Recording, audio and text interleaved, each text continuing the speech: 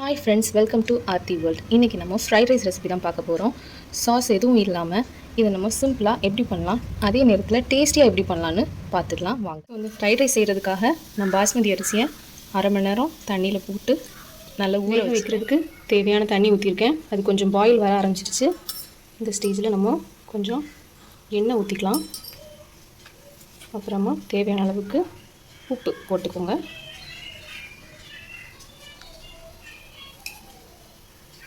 கூடவே நம்ம ஊற வச்சிருந்த அரிசி இதையும் போட்டுக்கலாம். போட்டாச்சு. இதை போட்ட உடனே ஒரு தடவை கிண்டி விட்டுக்கோங்க, இல்லைன்னா அடியில் ஒட்டிக்கிச்சுன்னா நல்லா இருக்காது. அதனால் ஒரே ஒரு தடவை கிண்டி விட்டுட்டு இது நல்லா வேகட்டும். ஸோ இப்போ 10 நிமிஷம் ஆயிடுச்சு. பார்த்திங்கன்னா தெரியும், நல்லா வெந்துருச்சு. 10 to 15 மினிட்ஸ் போதும் வேகிறதுக்கு. இப்போ இதை நம்ம ஆஃப் பண்ணிக்கலாம். இந்த மாதிரி ஸ்ட்ரெயின் பண்ணி வச்சுக்கோங்க.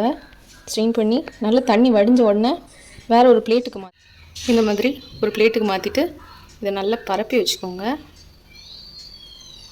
நல்லா ஆற வச்சிடணும்.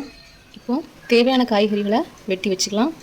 அதுக்கு தேவையானது வெங்காயம், ஒரு பெரிய வெங்காயம், பாதி வெங்காயம் போதும், ஒன்று வேண்டாம். குடமிளகா, அதுவும் பாதி போதும். கொஞ்சமாக பூண்டு, ஒரு 4-5 பல்லு பூண்டை பொடிசாக வெட்டி வச்சுருக்கேன்.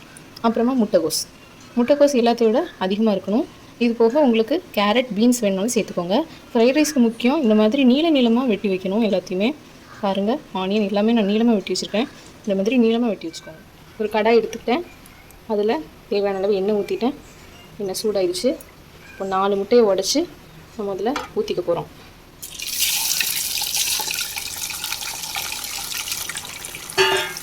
கொஞ்சம் சூடான உடனே நம்ம கிண்டி விட ஆரம்பிச்சிடலாம்.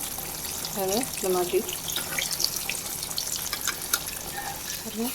கிண்டி விட்டுக்கணும். பொடி மாஸ்க் பண்ணுவோம்ல, அந்த மாதிரி நீங்கள் கிண்டி விட்டுக்கணும். கொஞ்சம் உப்பும் மிளகு பொடியும் போட்டுக்கிறேன்.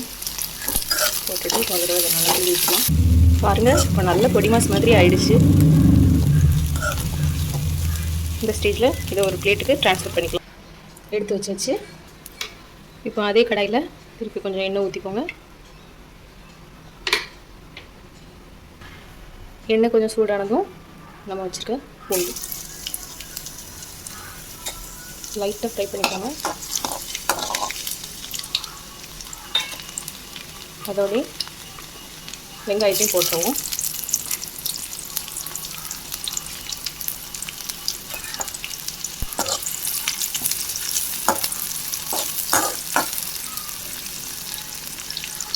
கண்ணாடி பதம் வர வதக்கிக்கோங்க. கண்ணாடி பதம் வந்துருச்சு.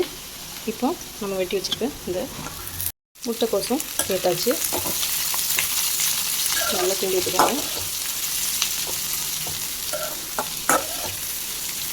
இப்போ இந்த காய்க்கு தேவையான உப்பும் உள்ளே நம்ம சேர்த்து இப்போ இதை நல்லா வதக்கி வச்சாச்சு. இதை ஒரு 3 நிமிஷம் மூடி போட்டுருங்க.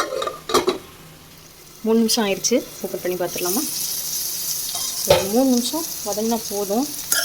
ரொம்ப வேகணும் அப்படின்ற அவசியம்லாம் எதுவும் இல்லை. இந்த ஸ்டேஜில் நம்ம பொடி மாஸ் மாதிரி பண்ணி வச்சிருந்த முட்டையை உள்ளே சேர்த்துக்கணும். ஓகே,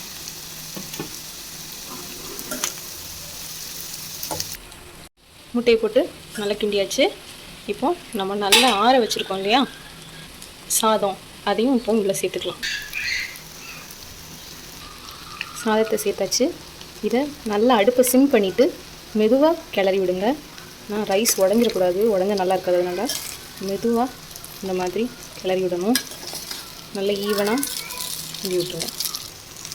பாருங்கள், இந்த மாதிரி நல்லா கிண்டியாச்சு.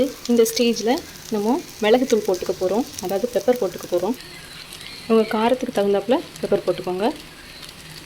இதையும் நல்லா கிளறி விட்டுறலாம். பெப்பர் போட்டு நல்லா கிண்டியாச்சு. உங்களுக்கு தேவைப்பட்டால் நிறைய பெப்பர் போட்டுக்கோங்க, அது உங்கள் விருப்பம். ஸ்டவ் இப்போ ஆஃப் பண்ணிக்கலாங்க. சூப்பரான ஃப்ரைட் ரைஸ் ரெசிபி ரெடி ஆயிடுச்சு. உங்களுக்கு இந்த வீடியோ பிடிச்சிருந்துச்சுன்னா லைக் பண்ணுங்கள், ஷேர் பண்ணுங்கள், கமெண்ட் பண்ணுங்கள். மறக்காமல் சப்ஸ்கிரைப் பண்ணிக்கோங்க. சப்ஸ்கிரைப் பட்டன் பக்கத்தில் ஒரு பெல் ஐக்கான் இருக்கும், அதையும் கிளிக் பண்ணிக்கோங்க. Thank you. Have a nice day.